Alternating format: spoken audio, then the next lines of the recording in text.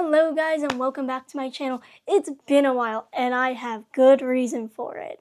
If you didn't know, I was scheduled for endometriosis surgery on April 27th.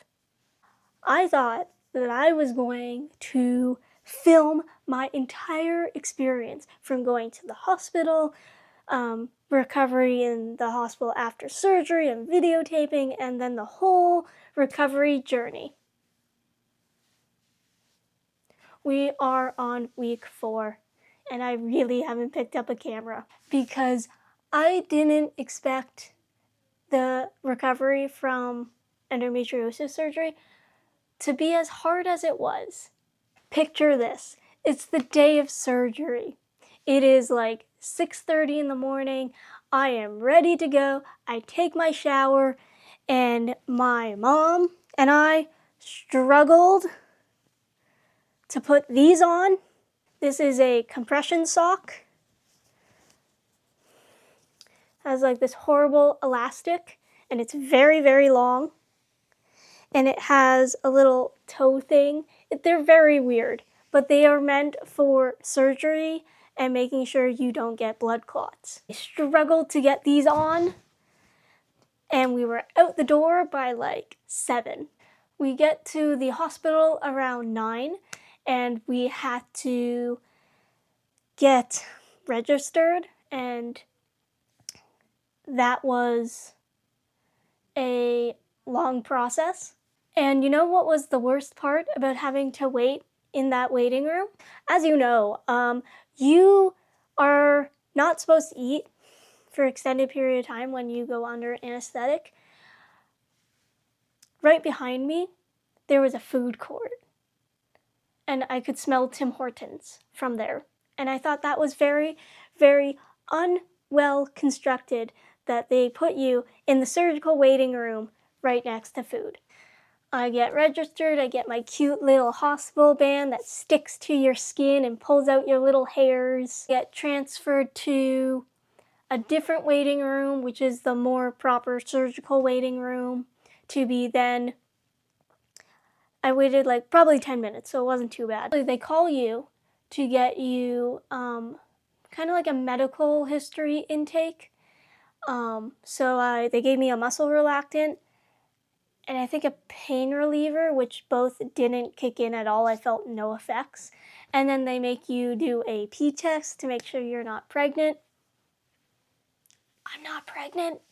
And then they go, here's all your garments, put them on. A long hospital gown that like wrapped around and like tied. It was very confusing and it was huge on me. And then I had long pants that I could wear, which were also very long, that my mom had to help me with. We had to like cinch it really, really tight because small human over here. And the sizes, I'm at an adult hospital, not a kid's hospital. So all the clothing is adult size. So everything is huge. The waiting for surgery for me was really, really hard. The whole process, I was supposed to come in at 9. They suspected my surgery was at 12. I think I got called in at 2. So that's a lot of waiting. Another nurse calls you and they say, give your phone to your parents, give your glasses to your parents, and you are coming with me. And there were 2 of us. So basically, the surgery room is like in the middle, and then you go left, and it's like a big circle, the hallway, and then you go like mid-circle, and all of a sudden you're in a hallway with gurneys, and they say, lay on this gurney and wait, and there are like probably like 5 doors, and they're all surgical rooms. So you're kind of like behind the waiting room now. There's people like me who are going in for laparoscopic surgery for endometriosis. There are people that are just getting regular colonoscopies or endoscopes. It is all like planned out. Do. It's crazy. They know what you're doing. They know what they're doing. You don't know what's going on. So I laid on this gurney in the hallway, just yet again, more waiting with no phone. Actually, I still had my glasses because they asked if I needed to use them to walk to said surgical room, and I was like, yeah, I can't really see without them. So I had my glasses on with my glasses case, and I was kind of laying on this gurney doing more waiting. Probably 20 minutes goes by, and they finally go, okay, Camille. And I get off the gurney and walk into the surgery, the OR. I was shitting myself. I was terrified. I know that I was going to be put to sleep. That was the easy part. I was just really scared about waking up in pain. Also, I'm a little bit of a redhead, and I know anesthesia is not as easy for us as like non-redheads, so I was like really concerned about that. My surgeon was talking to me. They had me lay down. The surgical table is really weird because it's actually really skinny. Really skinny. It's not like a regular bed. And they have like these things that come out for your arms, so you're kind of laying like this, and the table is like this, and you're praying you're not going to fall off the operating table. And because I was still wearing all my garments, they were like, can you take your pants off? And so I'm laying on this, and I'm trying to like shimmy out of my pants while I'm trying to make sure my gown is like tucked and neat and like no one can see anything, even though they're going to see everything anyway when I fall asleep. That was a little bit awkward. My surgeon tells me what she's going to do, and I'm like, yes, okay, I know. And we do sort of the checklist. I have to tell her my birthday and all that to make sure I'm the right patient. The anesthesiologist was male, and he was really nice, but oh my god, I don't know what gauge needle he used because that hurt. I believe what he gave me in my IV was propofol, which is a really thick white medication, which kind of helps you relax. And then they put the gas mask on. I don't know if it was the gas mask or an oxygen mask, but I'm pretty sure it was gas.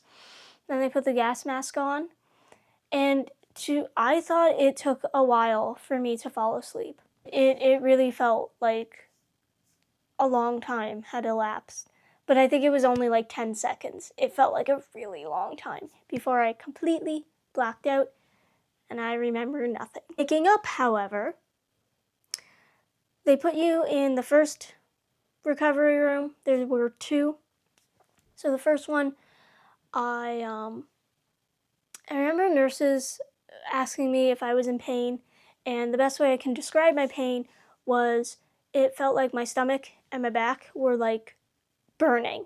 It kind of felt like what I would get if I had my period. I always got really bad back pain and like felt like my lower half was on fire. Like I said, my pain was a 7. So I remember the nurse saying morphine and Dilaudid, which are 2 types of opiates, I think. I'm gonna learn later that me and morphine, no thank you. I could live without the morphine. No thank you. It's also apparently shaking really bad, but that's just, a lot of people tend to shake after anesthetic. Plus you haven't eaten in over 12 hours. My body could not figure out, my brain and my lungs could not figure out the breathing thing. Basically what would happen is I would fall asleep and I would literally feel like I would feel like my lungs would stop. But I was so out of it that like there was this weird feeling of like subconsciously I knew something wasn't right, but I didn't know what. I remember my brain being like, I should be panicking right now, but I wasn't. Pulse ox machine would go off, and a nurse would come in and tell me to breathe. Basically, this is anesthetic stuff, and I also have sleep apnea, so basically it was taking a while for my brain to remember that my lungs need to be breathing when I sleep. Would watch me fall asleep and then stop breathing for a couple of seconds. And so apparently she would nudge me, and I would kind of wake up, stare at her, and then breathe again. So that was a problem, and I needed to show them that I could breathe before I would be able to go home. Then my mom decided to offer me water because, oh my god, the dehydration for me was really bad. My tongue and lips were just like dry. And this is not, oh, I'm a little bit thirsty. Oh, this was like, I've never been so thirsty in my life. My mom could see all the grooves in my tongue. So she offered me some nice water. And I took one sip, and I was on my right side. Took one sip, somehow rolled over, and because I didn't want to puke on myself, I positioned myself over the safety rail of the bed and puked all over the floor. Because I hadn't eaten, it was basically just clear, pure liquid. And then after waking up a couple of, maybe an hour or two later, I remember sitting up and they were like, hey, you want to try going pee? So I was like, sure, because this was now getting around 7:30 at night, and this recovery room closed at 8, and we didn't want to stay overnight.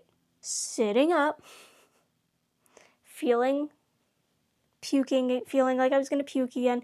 This time they gave me a barf bag. Yay! And I puked in that.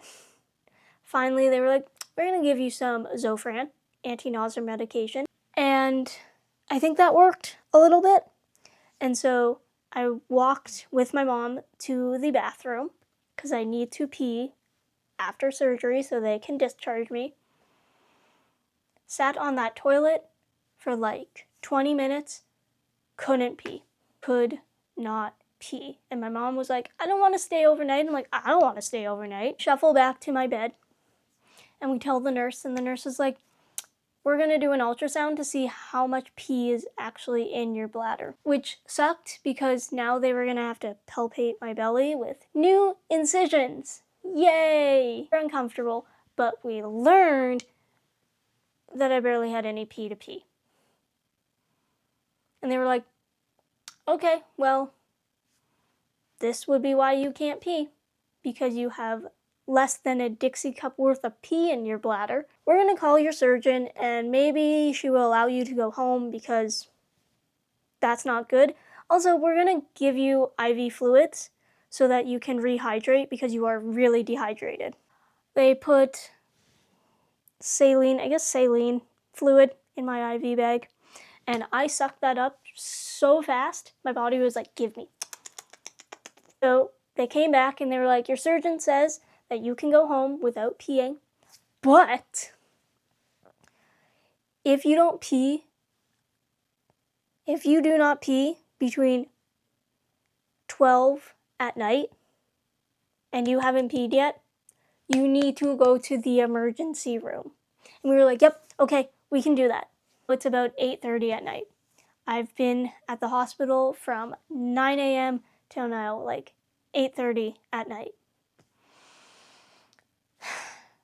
I get shuffled onto a wheelchair. Someone pushes me out. My mom gets the car and we drive around and I get in the car. None of that was hard, and we drive home. We stop at the drugstore to collect all the medications that I need, and then we head home. I ate a tiny bit of yogurt because I need to raise those glucose levels. And then I realized, hey, I feel like I have to go to the bathroom. So my sister helped me shuffle to the bathroom. And I pee! Yay! No 12 a.m. trips to the hospital for me. So I noticed after going pee that I was feeling really nauseous. I was like, so I took a Gravol, hoping that would help. And my mom says, okay, it's time for bed, let's go. So we live in a 2-story house, so I have to trek up the stairs. And I feel more and more and more nauseous with every step I take. My sister is in front of me, my dad's beside me, and my mom with the vomit bag is behind me. We did not coordinate any of this very well. Feel terrible. Midway up the stairs, I go, I'm gonna puke. Oh, did I puke? It wouldn't stop.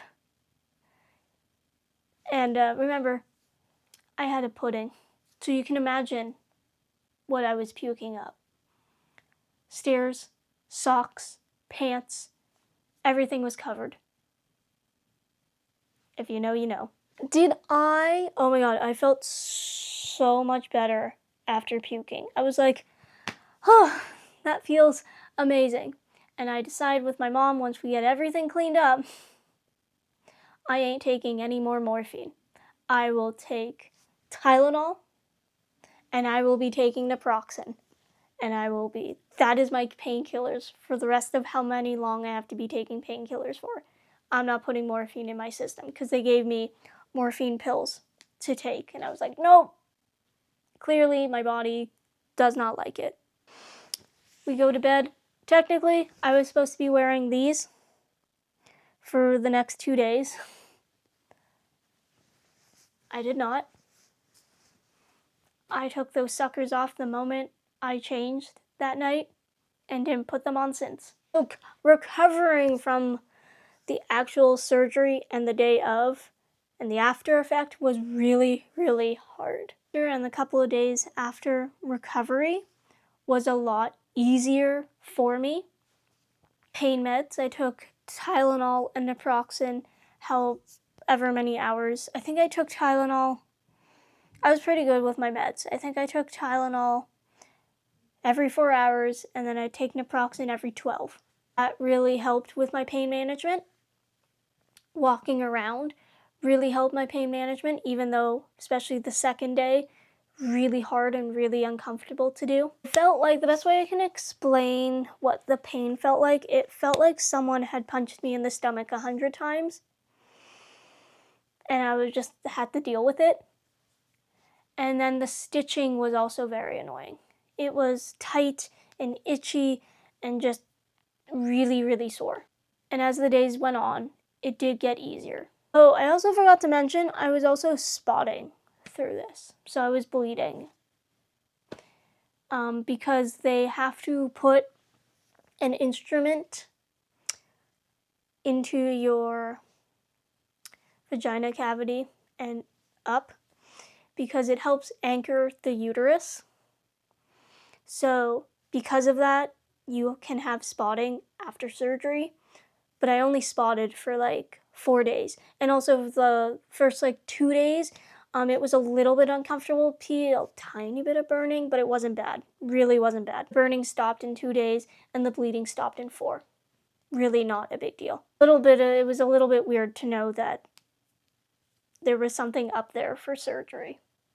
Kind of like mentally. How they did the stitching was a lot of it internal, and then they put like surgical glue on top of all your incisions. I had 4 incisions, one in my belly button and a little bit down.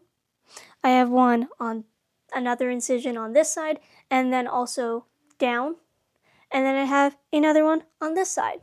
And they're all healing really nicely. The glue is now off after 4 weeks and the skin is closing nicely, but I do find that if I overexert myself internally, it's uncomfortable, because just because my skin is healing and it looks nice and everything doesn't mean internally there's still massive amounts of internal healing that has to be done. So now it's kind of like my stitches aren't the problem, it's internally the pain that I get. Or work or do things I'm not supposed to do, then I start getting crampy sensations where my incision is, but internally, because they like stitched. There's a whole bunch of stitches under there. Apparently my belly button is the one that has the most stitches. It has taken every ounce of self-control not to take a Q-tip and go inside my belly button, because it can get itchy. It hasn't been like a hard recovery, but it also hasn't been easy, because when I wanted the surgery so bad that like I didn't process about the recovery, because one of the reasons I was getting the surgery was because I had an endometrioma and I just wanted that fucker out of my body. I didn't process the recovery bit. I am able to go back to work in the next week, which I'm very excited about, and I will be able to lift in 2 weeks. I'm not supposed to lift for 6 weeks, so timeline-wise, I think 2 or 3 more weeks until I can start lifting my puppies and everything. Not lift more than 10 pounds because they're concerned about stitch ripping. They're worried about hernias taking place. If you know about hernias, they're a pain in the ass to have to deal with after the fact. So I've been making people do a hell of a lot for me and be like, I think that's 10 pounds. I can't lift that. I went to my surgeon a couple of days ago, and we figured out the stage of endometriosis of which I have. I am at stage 4, which is the worst stage you can have. How I feel about that, that's great. And the endometrioma that was in me was way bigger than she thought, held 3 cups of old blood. 3 cups were in my body. That's a lot of fluid to have. Also learned that endo was connected to my uterus and my colon, back of my colon. So my uterus is stuck there. So she really struggled to get that removed. So that was really scary. She really harped on the fact that bowel issues and endo are like enemies. So she really wants me to have easy ability to go to the bathroom. She told me during surgery that she clearly knew that I was constipated, and that was a challenge to deal with because she couldn't move my colon easily. That wasn't embarrassing at all. I have stopped taking any painkillers. I think I've stopped like 3 weeks ago. I think I stopped a week into my recovery, and I was pretty good. Now it's just waiting for my body to heal internally, which is taking its normal healing time. I was mentally just not ready to realize how long it was going to take for me to get back to everything. But yeah, that's my recovery from endometriosis surgery and everything in between. I hope you like this video. Don't forget to like, comment, and subscribe. And I'll see you guys on the next video. Bye!